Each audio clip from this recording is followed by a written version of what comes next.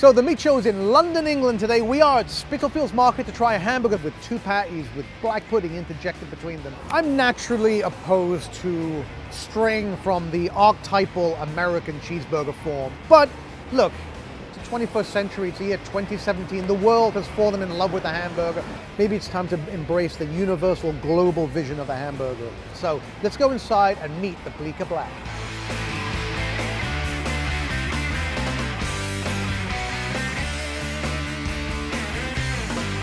I dreamed this up in New York, moved to London, and I wanted to open it over here.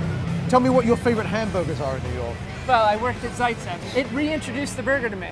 I didn't give a shit about burgers, and I tasted theirs, and my whole world opened up. Break down the hamburger itself, because you have a number of them, but the Bleecker Black is kind of what you're known for, right? Yeah, the Bleecker Black is our Big Mac. We cook a cheeseburger, we cook the black pudding, we put another cheeseburger on it, cut it in. So it's a double patty. It's double patty. So we have this grass-fed beef. It has that punchy, sort of funky flavor, but we surround that with a lot of fat, a lot of seriously aged fat. So traditionally a black pudding is a pork blood sausage, basically. Pork blood sausage, yeah. So this company called Clonakilty has been making this for over 100 years. And it's different than most black puddings, because most black puddings traditionally are made with only pork and a lot of blood. This is an all beef black pudding, and it has a very small percentage of dry blood powder. This flavor of the black pudding, it just started to make the meat sing just a little bit more. To me, the bun is the unsung hero of the hamburger. I didn't want a brioche bun, so I was painting the streets of London. I was in Shepherd's Bush.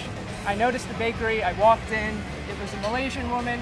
She was baking these steamed buns, and I asked her, "Can you make this into a hamburger bun?" And that was the beginning of the end, really. Okay, well, I'm going to take a seat, start drinking, and look forward to trying your hamburger. Let me see what I can do.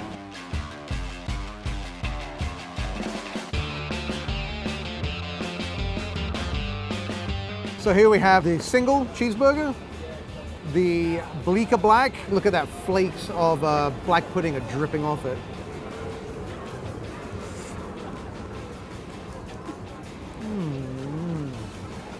That is outstanding. Oh my God. You've got to put aside your expectations of sort of a classic cheeseburger.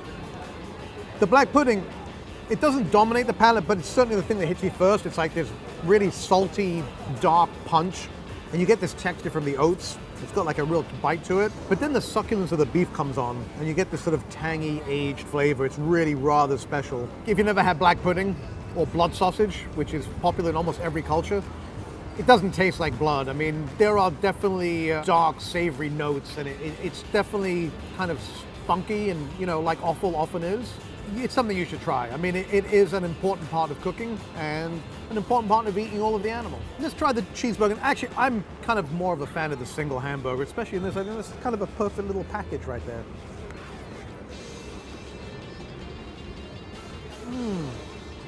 I thought just sort of I would prefer this because it's like a pure fast food style hamburger, but I have to admit that I'm kind of drawn to this, even though I prefer the single patty. Like, maybe my ideal would be a single patty with black pudding on it. Okay, well, I came here skeptical. I came here knowing this would be a great hamburger, but really thought I would gravitate towards a classic American style hamburger. But indeed, I have actually fallen in love with this double patty stack with a nice wedge of black pudding in the middle of it.